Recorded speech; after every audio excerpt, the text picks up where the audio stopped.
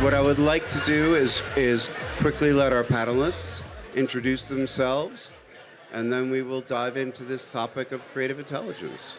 Hey everyone, I'm John Williams. I'm the head of marketing, advertising, customer experience partner org at AWS. Nice to meet you all. Hi everybody, I'm Victoria Milo. I'm the SVP of Media Innovation over at Monks. Hello, Matt Groshon. I am the Business Development Director for Ad Tech and Digital Marketing at NVIDIA. And I'm Dave Carey, EVP Global Studio at Monks. All right, thank you all. So, a couple of weeks ago, we released a research paper on creative intelligence. And it was a topic that we've been thinking about for a while because we started to hear this noise about what comes next. We've had media intelligence, we've had audience intelligence. What about creative? How come nobody wants to talk about creative? And the very first problem that we ran into was most people thought creative intelligence was about how you come up with a concept. How do you think about ideation? We're not going to talk about that.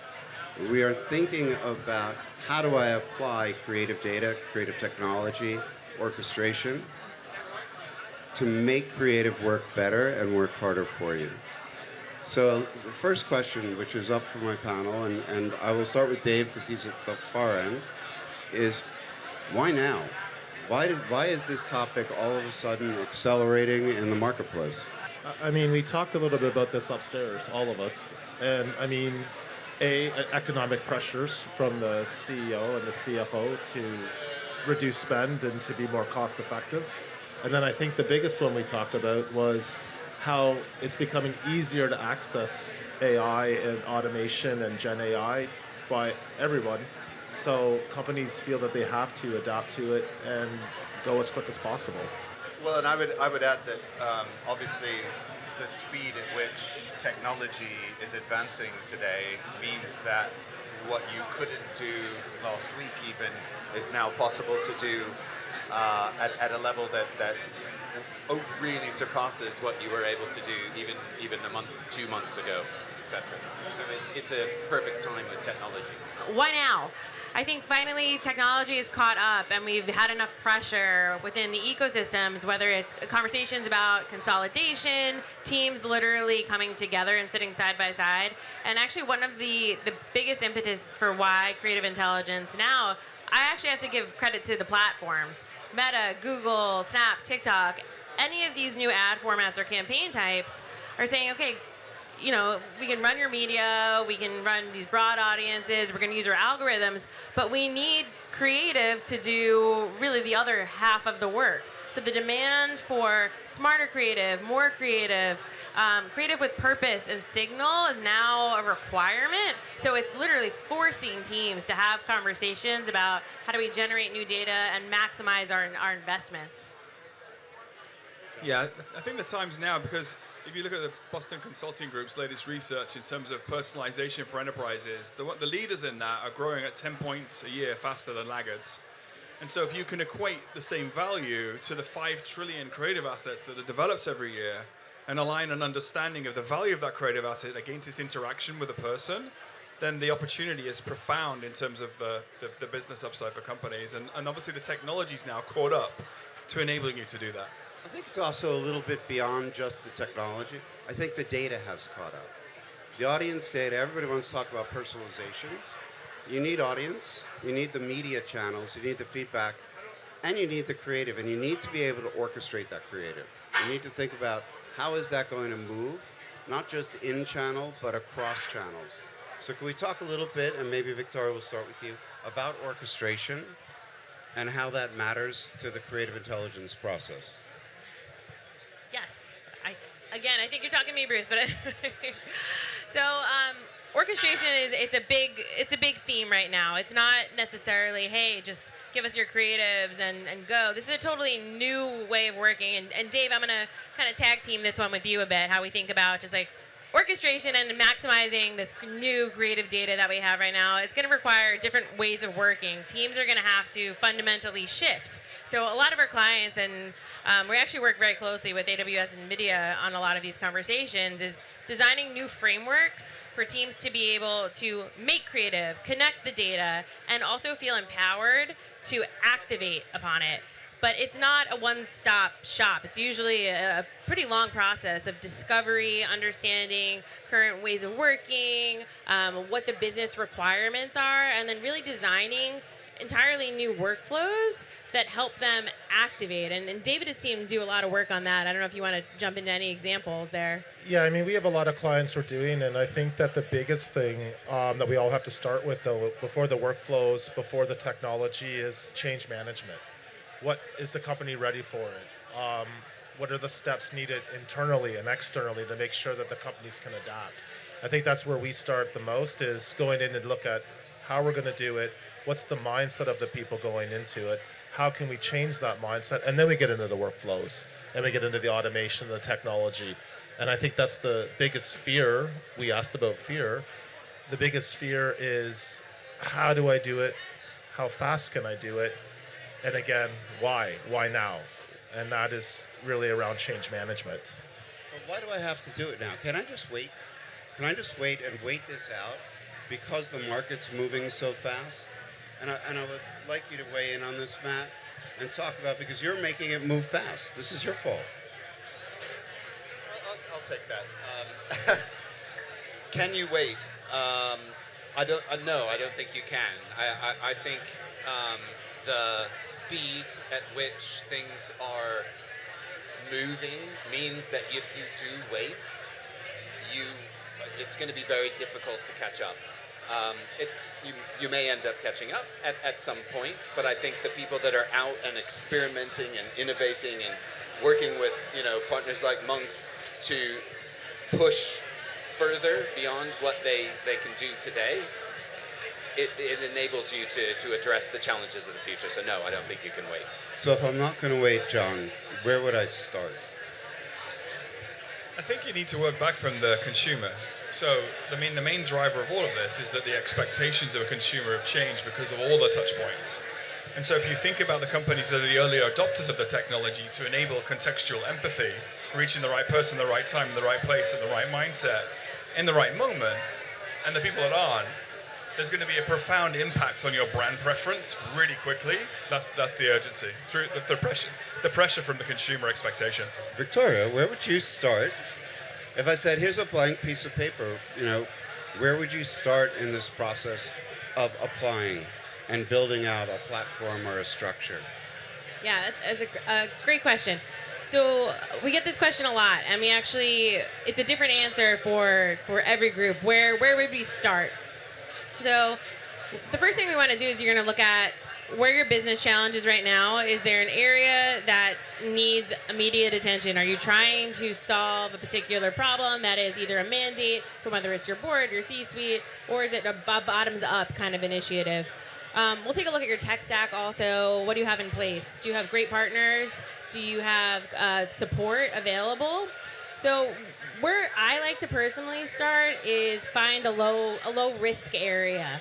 Find a campaign or a project where you can demonstrate the new tools or the implementations that you want to put in place. I heard someone earlier say they did a sizzle reel for a walk-on for one of their CEOs that was created agentically because it showed the power of the tooling, but they weren't spending any media against it. It was just a pure always win situation. So that was a funny way to start, but I actually really liked it. Other brands will hold back budgets for some always on campaigns, but I would say start within something that you're already doing versus trying to create kind of a net new experience. I just want to pile onto that. I think it's great to start somewhere, but I also think that there's often a challenge of creating content or creating creatives for the sake of creating more creatives. But actually thinking what you want to start with, and this is what we do with a lot of our customers, is by having a good understanding of what the data assets that you have are. So do you have a good understanding of who your consumers are today, and can you enable that to be leveraged to market to those consumers with the understanding of them, and then the people that look like those consumers? And so if you haven't got that in place, we often guide companies to make sure they get the data foundations in place first as a starting point, because that's the precursor to enabling anything to do with generative AI. Well, and I think something that doesn't get discussed around Gen AI enough is data and data quality. Because yes, you can apply a generative AI tool to your brand without your brand's data, but it's not going to feel real. It's not going to have the context and the culture of your brand. And so bringing that data in to empower generative AI in the creative and that approach is critical. And we start with what we call consolidation, and then we go to innovation, and then we go to transformation. And consolidation is really key because you often find there's multiple data streams, multiple workflow streams, everyone in the organization doing different things with different tools, with different technologies, with different process, and they're not sharing data, sharing tools, and they just work in one siloed stream. So we go in and say we have to consolidate all that. We have to take a look at what different work streams with a different tech stack is, and then figure out what's the right process and tools and technology to unlock the data, then to do the AI transformation. Do I have to have all of my creative data in one place? Because we've spent 15 years trying to get our audience data together. Our creative data is spread across the entire organization. How should you think, especially as you're putting an LLM on top, or you're looking at creative data and you're looking at impression data, where would you start in terms of the creative and the creative organization? And maybe we will start with you, Craig. It's a difficult one, right? Because very large organizations often have that data silo challenge. I think there are tools and mechanisms and workflows that monks can come in and help build. But to go back to your point, start somewhere where you do have that data, show the quality of what using that data in your creative can enable, and then that will bring the momentum to try and get data. I mean, I'm not a data consultant, so. I think we do that. I think there's you think about it from the buy side and the sell side. So if you're on the sell side as a media publisher, AWS has tools like Media to Cloud where you can immediately port all of your media assets to the cloud and then associate metadata to all of your content and placements, etc. So you can have a really good understanding of where you should be putting an ad format, why you should be putting an ad format. Do you want it associated with a specific piece of content or a personality or a brand or whatever it might be? And because that metadata is in the cloud, they're able to share that metadata with the advertiser or the media agency, etc., who can then associate that metadata with the creative metadata and then use generative AI agents to call those things to enable it to be sequenced in the right way, and also for you enable to understand the correlation between the content, the creative asset, the person it was in front of, and the data for targeting. Now, because of generative AI and ML being able to be enabled with each other through things like Amazon Bedrock, that technology is available for you to do that today, and as little as a year ago it wasn't, and I think that's the potential that can now be unlocked. And sometimes you just have to pick a channel, like which channel, which format should we start with? You know, you can shoot all the video you want, but now I can start pre-testing. I'm getting a lot more information on the tests. I'd love to get your thoughts, maybe start with Dave this time, about testing your way to success. Yeah, I mean, we start typically with proof of concepts, right? We pick one channel, one medium to go after and take a look at how we can save dollars in production costs and then look at the effectiveness of the ad, right? And you build the case around that and you show it, as Vic said, one step at a time and smaller. And then you build into a larger, maybe it starts with one brand, then it goes to a group of brands, and then it goes across the entire company. But it's always that proof of concept that the CFO wants to see, the CTO wants to see, the CMO, all the C-level, to make sure that they're investing their money in the right parts of the company and in the right forms of transformation and the right technology. So that's a great start. Encourage anyone to start that way. And, usually it has to do with video or social tendencies because we can actually judge those and see the outcomes better. But again, proof of concepts is where we always start. Well, we talk a lot about AI factories, and building an AI factory is important to your enterprise. If you think about the concept of a factory, raw materials go in, some polished product comes out. An AI factory is about bringing raw data in, and intelligence comes out. And I think that is a very fundamental need in an enterprise, is to build the intelligence because it closes the gap between what your business knows and what it does. and that is critical to any intelligence, whether it's creative or otherwise. Media intelligence, audience intelligence, content intelligence. I think I saw social intelligence today as well. Victoria, what's your thoughts? John? I think the other thing to consider is you can actually leverage sort of tried and tested methodology now, augmented with AI. So if you think about, if I'm using, say for example, if Media Monks does a lot of work with Amazon ads, and so if I'm a seller on Amazon.com, I can use organic versus attributed, right? So I could not run anything for a while and see what my organic sales look like just as a flat line. And then I can run a campaign and attribute that against the performance of my sales on Amazon. If you think about also adding the creative metadata to that understanding, you can also start to attribute not just the actual campaign that you're running, but the metadata in the content assets. And now with generative AI, you can look at what are the most important facets of the actual creative asset, and that becomes a data catalog for you for the future, so you can start to do some prediction of how campaigns are going to perform in the future as well. And all of this is now possible too, which I think is pretty compelling. So we are actually doing a lot with that.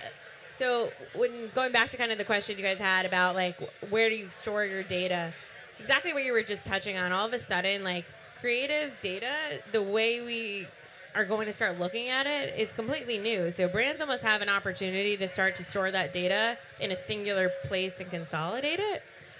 We weren't able before. We were always bound by, the limits of a taxonomy. How many things could you possibly tag manually?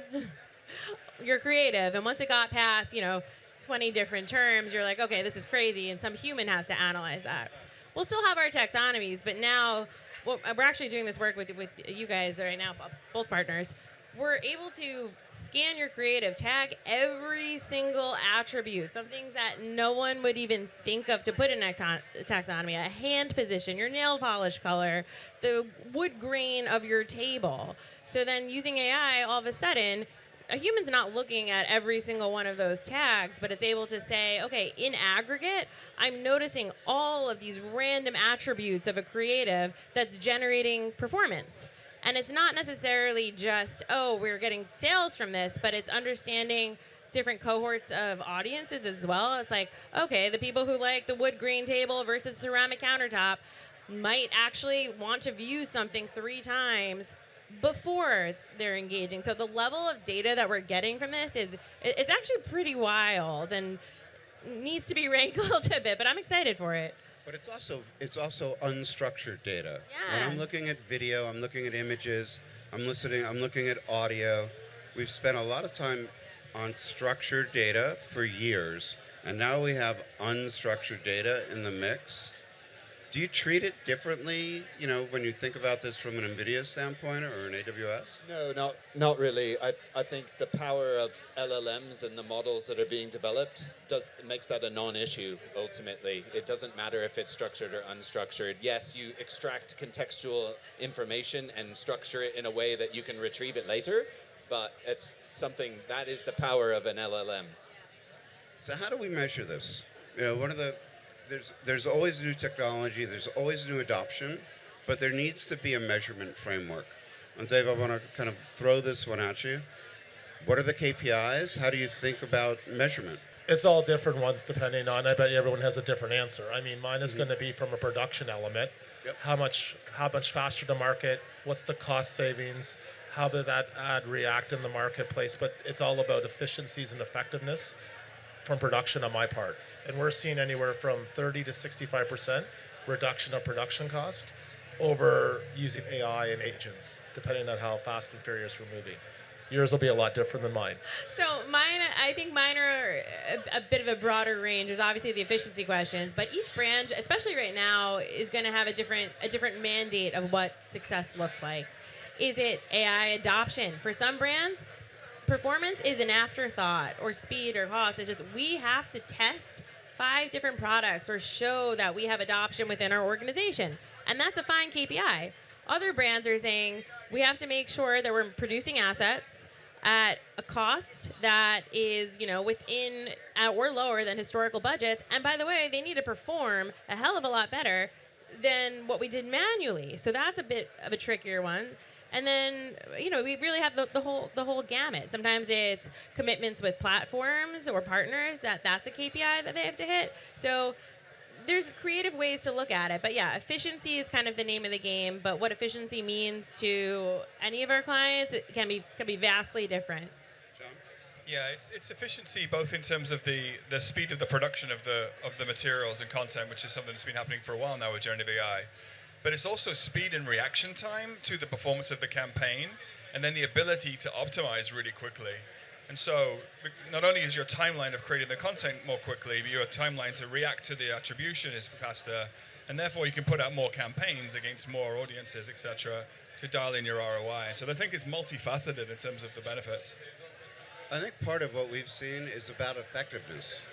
Yes, efficiency matters, but if I can make that creative work harder, and I can eliminate this working, non-working stuff that's been going on for a long time, if I can prove that it works harder by looking at outcomes, whether it's performance, whether it's consideration, whether it's brand awareness, coming in with your KPIs at the beginning of the process helps you to validate and value the investments you're about to make. Talked a lot about why to do it. What's holding it back? What are the gates that we need to go overcome in order to see more adoption of creative intelligence solutions? And I'll start with you, John.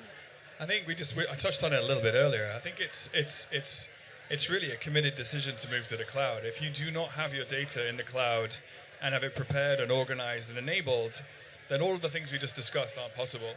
And so we're working really closely with, but also like obviously marketers and enterprise brands are going to need partners and agencies to help them with that.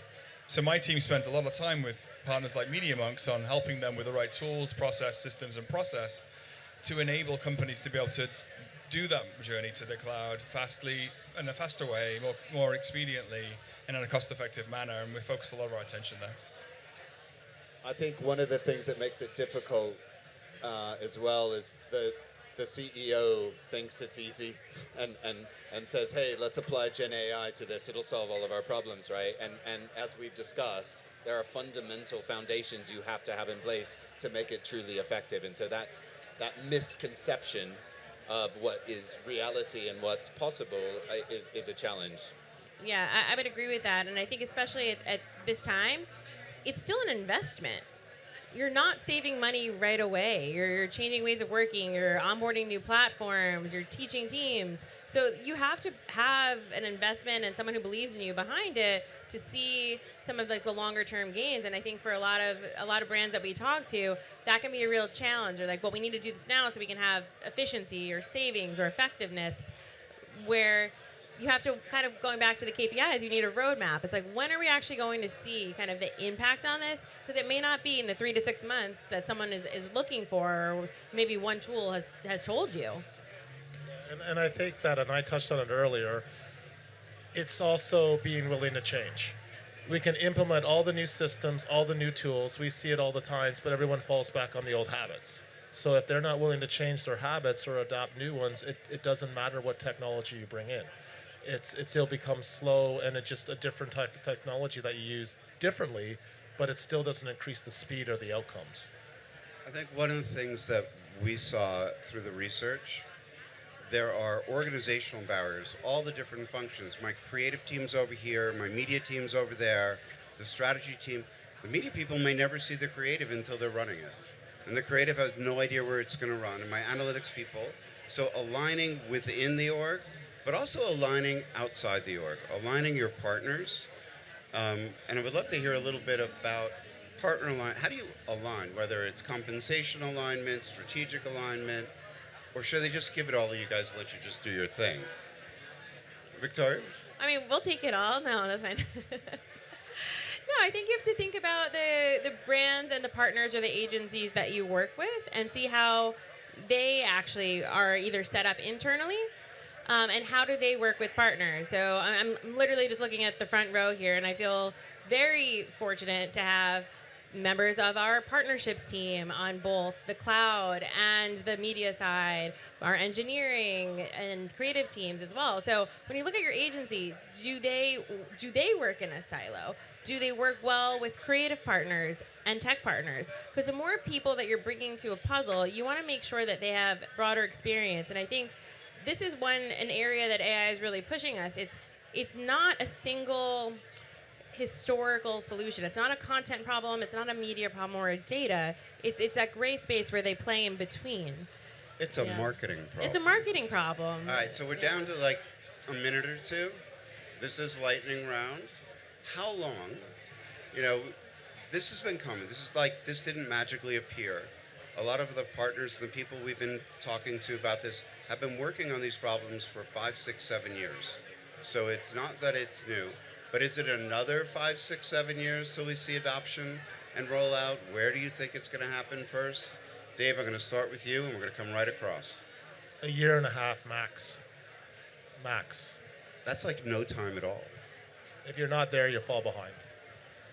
And I would say I'd agree with that. I was going to say 18 months. The conversations that are happening this year at Cannes are far more advanced than last year. Last year was about what was possible. This year is about actually what we're doing. So we're well on the road.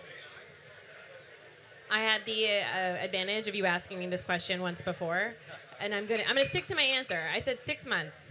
In 6 months, in January, if this is not part of your planning cycle or your activations for January, you are behind. Because all of a sudden, you're probably going to be in your planning cycle is every 6 months. So you're going to activate in January or July. So we'll see. I think 6 months. I mean, 18 months obviously for broad adoption, but it's happening now. I think we're already engaging with multiple customers, multiple partners, including yourselves, on enabling this to happen now. And if you go and see some of the demos that the team here is putting on this week, you'll see them very, very progressive in terms of the capabilities they're offering for companies to do this right away. I think the technology is here. I think the data is here. I think the measurement frameworks are ready. The people will take a little more time because you have to explain it. When I go to the CFO or I sit on a bunch of boards and we have this conversation there, what are you talking about? So we've got to help and find better ways to explain it. And that's what I think is going to accelerate adoption, but it's coming fast. Anyway, we are out of time. Thank you so much. You guys are great. And thank you for having us, Monks. And thank you for the audience. Thanks, everyone. Thank you. Thank you.